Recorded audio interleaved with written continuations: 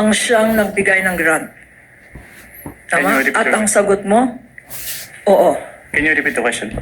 You answered on cross on the question of counsel for the respondent if you are aware that the grant was given to the Vice President by the President. Yes po. And you answered yes. Yes po. Pag binigay ba ng Presidente, like in this instance, ang confidential funds, wala nang obligasyon mag-liquidate ang Vice President ng paggamit niya sa confidential funds na yan. Meron po. Meron po pa siyang rin obligation to liquidate. obligasyon. Pag-grant ba ng Office of the President, exempted na ang Vice President na mag-submit ng Your mga Honors. dokumento. Your Honors, Counsel for respondent. that is leading. Redirect, Your Honor, this counsel opened the Not door. covered by cross, even, Your Honor. Yung Your Honor, exception. counsel opened the door. Counsel opened the door to this line of questioning because he said a grant was given by the President. Objection is overruled. Witness may answer if he knows. Kung alam mo, Mr. Wamil, pakisagot po yung tanong ni Attorney Kapunan. Can you repeat the question, ma'am? Ang grant ba ng ang grant ba ng confidential funds ng isang presidente to a vice president, this president in particular, to the vice president, does it exempt the vice president for accounting for the use of that confidential funds under your So, kailangan pa rin, sinasabi mo, na compliant, mag-comply. Yes. Opo, kailangan Hindi pa rin. lang ang Office of the President. Yan rin ng grant, ang Department Secretary of Education, kailangan rin. Yes, ma'am. Bakit? Ano ba ang nature ng pondo na yan? Pera ba yan ng Presidente? Since ang confidential fund po ay public fund, so kailangan pong ma-properly account. So kailangan nilang i-liquidate properly and completely yung kanilang cash advances from the confidential fund. So, ang sinasabi mo? At nasa rationality ng Joint Circular. Section 1, public funds, public accountability, public officer. Tama? Opo. Okay, walang exemption. Hindi exempted si Sara Duterte para mag-account. Yes, ma'am. Sinabi rin,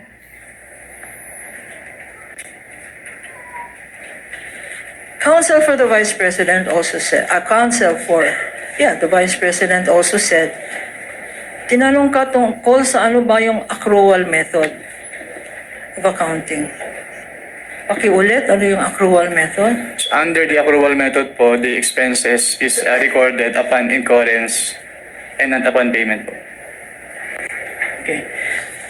Allowed ba itong accrual method of accounting sa pag-evaluate ng confidential funds? No, ma'am, kasi kailangan po talagang binayaran yung expenses po. Okay. So hindi pwedeng accrual, parang lista. Opo, Tama? hindi po pwedeng lista. Hindi pwedeng lista-lista. Kung binayaran, dapat cash out. Yeah. Tama? At Opo. kung cash out, dapat may resibo. Tama? Yes, ma'am. Opo. So, hindi pwede ang accrual. Mr. Witness, tinanong rin sa'yo, itong utilization of confidential funds, nakalagay, utilization of confidential funds, tinanong sa'yo ng counsel, hindi ba dapat confidential rin? Do not divulge information on the use of confidential funds. Tama ba ang interpretation ng counsel for the respondent? Hindi Your po. Honor, that was not my interpretation. I was merely asking based on the COA circular that he read, Your Honor. Okay. Just that, just on that matter. Okay, Noted. based, Witness may answer. Can you repeat the question, ma'am? ang tanong, okay, sabi ng counsel, confidential funds yan. Bawal ang mag-reveal ng confidential information, citing certain provision in the revised penal code, certain guidelines, which you haven't seen. pag confidential funds ba? Lahat ng information na hinihingi sa inyo, kagaya ng sang ginastos, yung milyon-milyon na yan sa medicine. Oy, bawal yan. Confidential yan. Pwede ba yan, Mr. Witness? Hindi po. Since ang confidential fund po ay public fund, so dapat po ay properly accounted po ito. And since ang involved po ay confidential fund, so it must follow the strict accounting and auditing guidelines po to prevent misuse. Confidential ba yung, uy, bawal mo sabihin, sang grocery binili.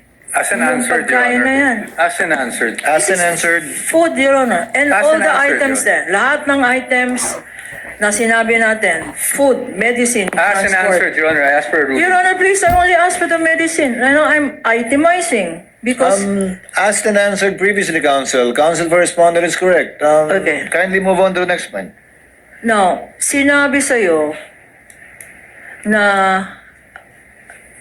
dapat, since this is accountable, strict, sinabi mo na ang pagka-interpret ng joint circular na yan, nandito sa dapat strict, no? Yes, ma'am. Because public funds ito. Opo. Pag sinabi bang strict interpretation, and I will quote, strict accounting, the utilization of such funds is generally confidential and classified by nature, which requires not only strong internal controls. Tama? Yes. Nakita ba natin sa mga dokumento na sinubmit ng Presidente, ng Vice President at ng Secretary of DepEd, nakita ba natin yung mga internal controls? Hindi po. Bakit?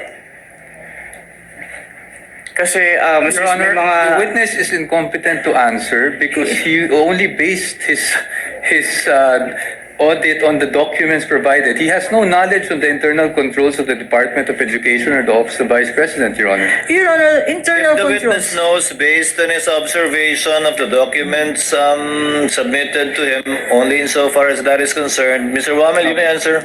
Since based on the documents po, may mga deficiencies pa rin po na noted. So, it can be inferred na hindi strong yung kanilang internal control. Okay. Ano mga deficiencies na na-notice mo?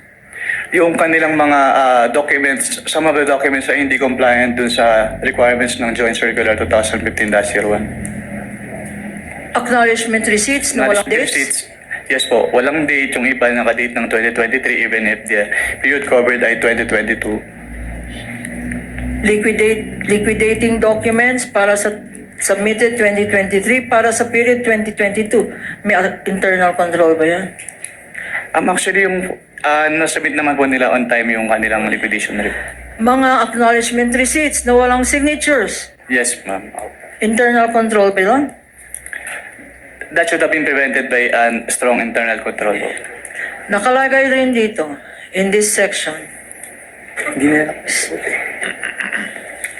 strict auditing rules to prevent mishandling and improper application of the funds. So, sinabi mo na dapat strict ang compliance. Ikaw pa, as a state auditor, meron ka bang discretion sa pag-apply ng rules na to? Can you repeat the question po? Okay. You said that the basis for your evaluation are the express provisions of these rules. Yes, ma'am. Do you exercise any discretion?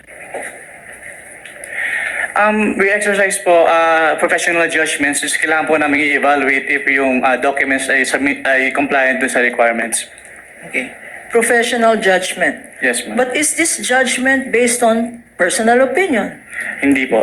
Is this judgment based on ayoko yung mukha nitong officer na to? Bias. Is it based on Hindi po. bias? Hindi po. What is it based on? Your professional judgment is based on what?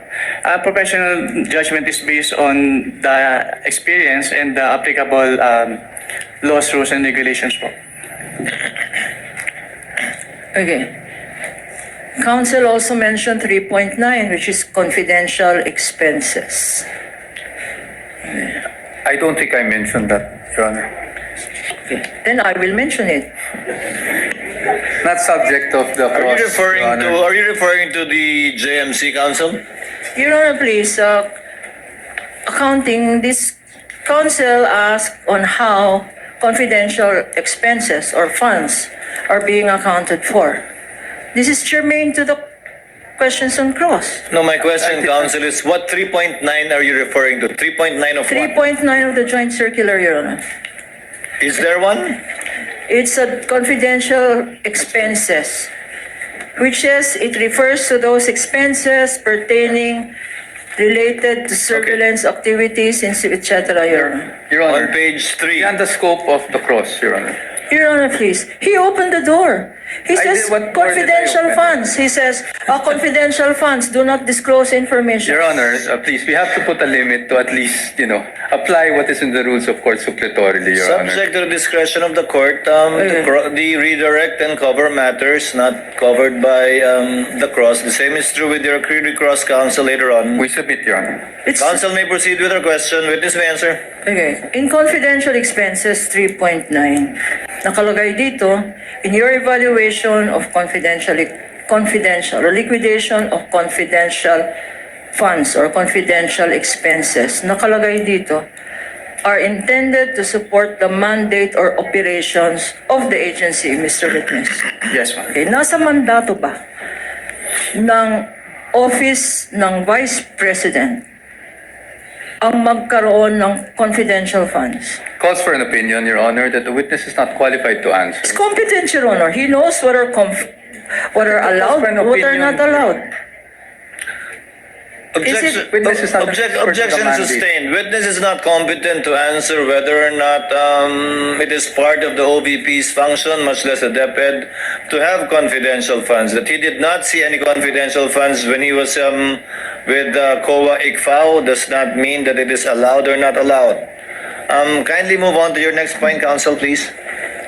You also mentioned that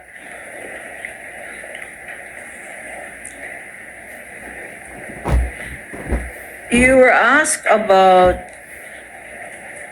4.2, correct, Mr. Yes, sir. Witness?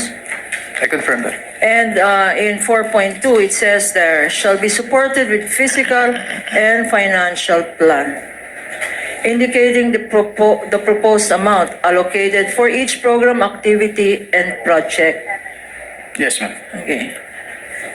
Ito ba ang sinabi ng council pinakita naman sa iyo yung dokumento.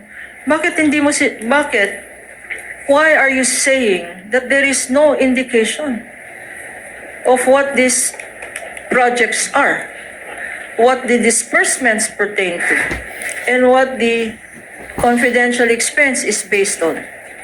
Why did you say that there is no? Dahil hindi po naka-indicate dun sa kanilang physical and financial plan yung specific confidential activities.